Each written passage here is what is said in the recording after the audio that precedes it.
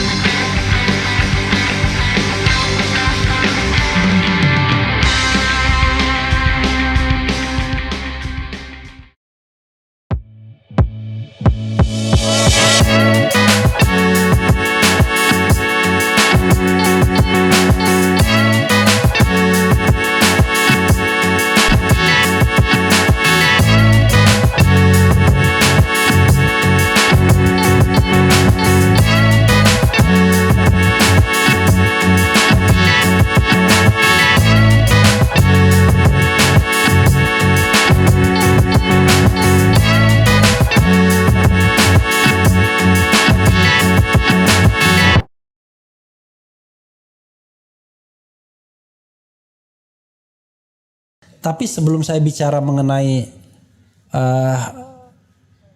dua poros ya, saya bicara juga mengenai sekalian aja tentang Demokrat yang akhirnya hinggap ke poros sana gitu ya. Iya. Silakan bro. Oke, saya kira persoalan Demokrat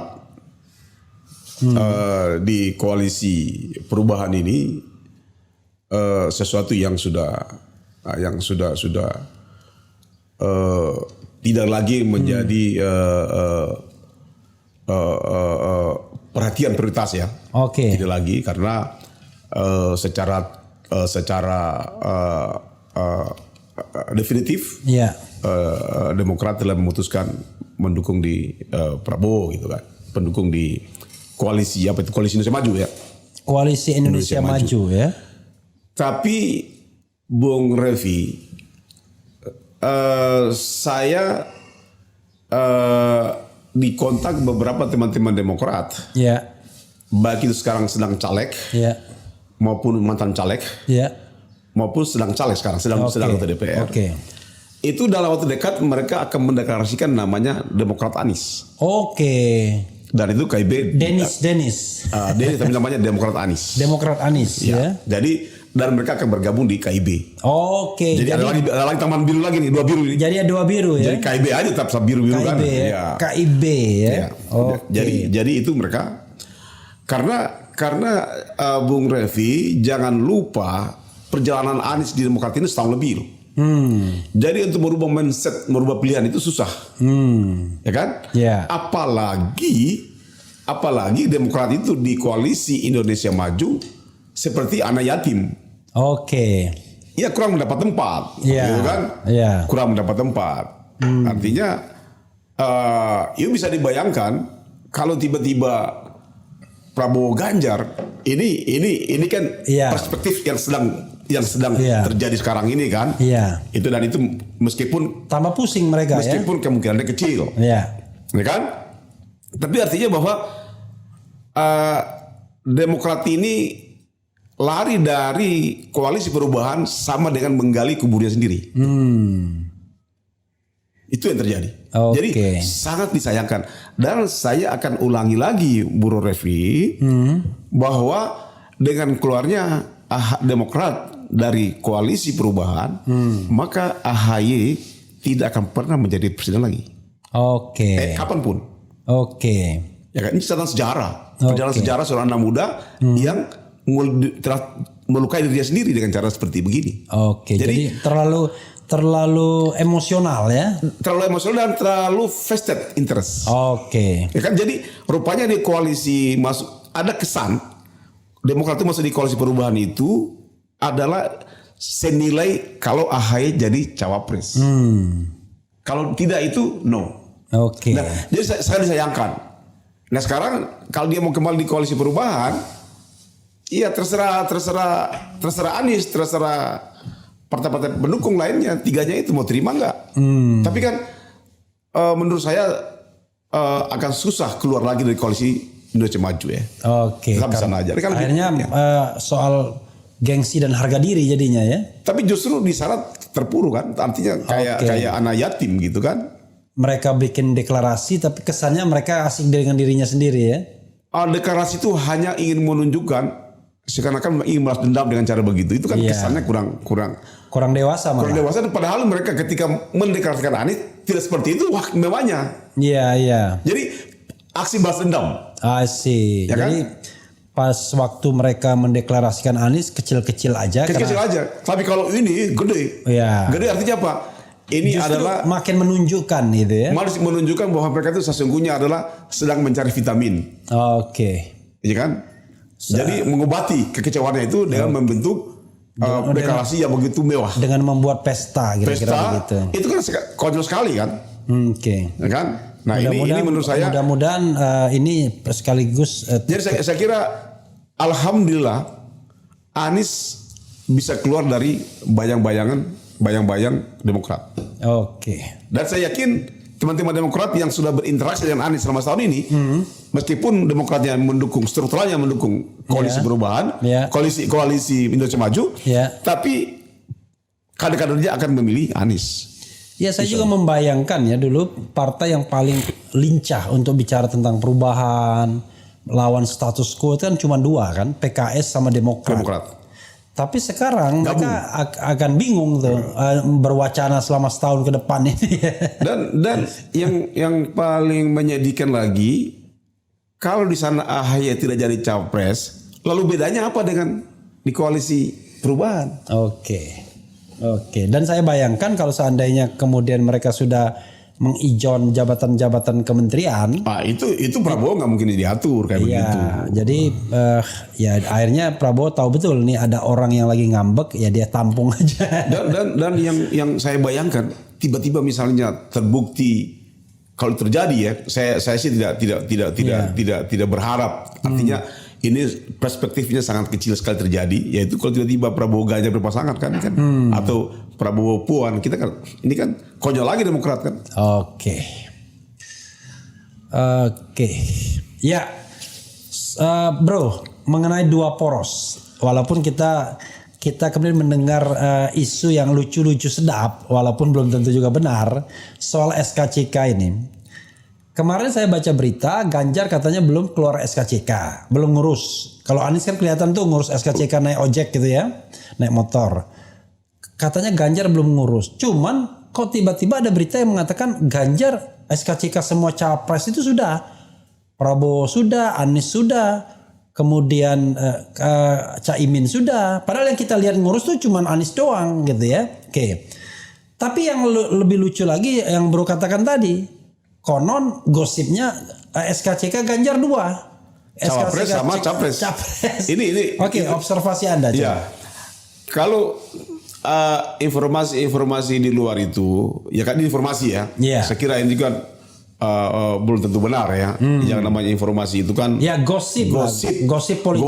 Tapi gosip nggak boleh dilarang. Ya, gosip politik itu seperti itu, gitu kan. Tapi saya dengar infonya, gosipnya itu Ganjar itu ada 2, SKCK Capres sama Cawapres. Tapi kan ini kan gosip.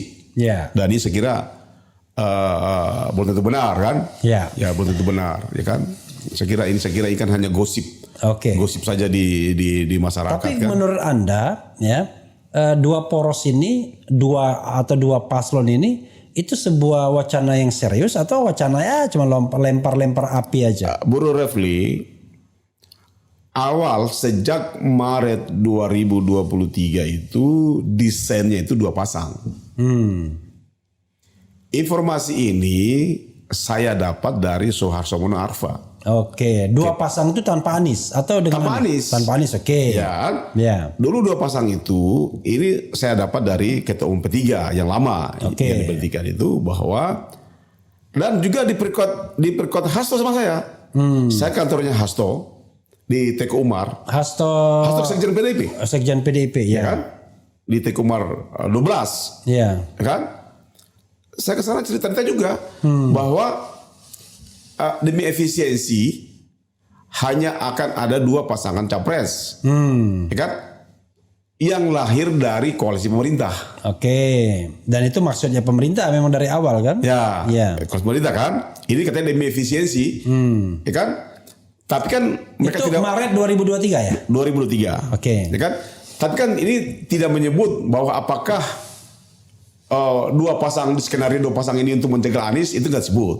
Cuma akan lebih efisien apabila itu cawapres itu adalah berasal dari koalisi partai pemerintah sekarang, ya kan? Dan harus capres itu anggota partai politik. Saya dulu tidak berpikir bahwa benar juga, ya kan? Tapi kan dilalakan Nasdem keluar dari zona zaman. Itu berarti Maret 2022 itu. 2022. Bukan 2023. Maret 2022. Artinya sebelum Nasdem keluar. Sebelum Nasdem deklarasikan Anies. Oktober soalnya itu. Oktober. Jadi Go Anies itu deklarasi April. Sebelum deklarasi partai lain. Kayak P3 itu FKM Forum Kami Bangun deklarasikan Anies itu April juga. 2022 juga. Ya kan? Artinya 2 pasang ini dulu itu skenarionya kan hanya sama-sama dari partai pemerintah. Tapi kan pada akhirnya alhamdulillah itu Nasdem keluar dari zona nyaman, jadi zona nyaman kan? Ya kan? Artinya keluar dari koalisi pemerintah kan? Dan tiba-tiba mengusung Anies, Andika, Ganjar Pranowo, itu ketiga nama kan? Ya kan? 3 nama itu keluar.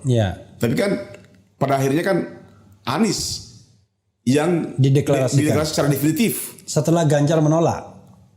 Saya kira waktu itu kan isunya dari 3 nama itu Ganjar yang tidak bersedia karena dia berasal dari PDIP kan. Iya, itu bisa jadi kan. Tapi nyatanya sekarang P3 juga mencalonkan Ganjar nggak keberatan juga itu. Jadi kan saya kira nggak ada masalah. Itu bukan itu pembicaraannya, diskusinya. Diskusi kita adalah dengan keluarnya Nasdem dari zona nyaman mencalonkan Anies, definitif deklarasi. Ini kan buyar. Artinya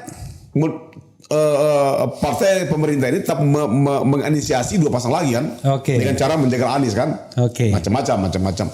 Orang dulu makanya Demokrat itu kenapa dibegal kan, ya Nasdem dibujuk supaya keluar itu kan. Ini kan semua trik-trik upaya-upaya untuk agar Anies tidak capres, kan?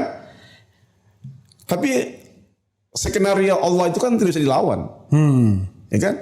Nah, kalau tiba-tiba hari ini 2 pasang, 2 poros, poros nasionalis dan poros nasionalis religius nasionalis. Lah, ini kan berarti di luar skenario pemerintah kan? Di luar skenario yang 2022 itu kan? Ini berarti kan skenario Allah lagi kan? Nah, oleh karena itu, kalau ini betul-betul terjadi 2 pasang satu koalisi Indonesia Maju, satu koalisi perubahan, ya kan? Berarti kan Anies diselamatkan oleh Allah juga. Ya kan? Berarti ada campur tangan Allah di dalam munculnya koalisi Anies ini dan melahirkan pasangan Amin. Ini bisa bayangkan PKB sama Gerindra sudah bikin pernyataan koalisi kan? Kan tapi ditunggu mereka tidak pernah deklarasi. Nah, pada akhirnya tiba-tiba Caimin PKB lari ke koalisi perubahan dan Demokrat keluar. Ini kan tidak bisa manusia yang ngarang ini.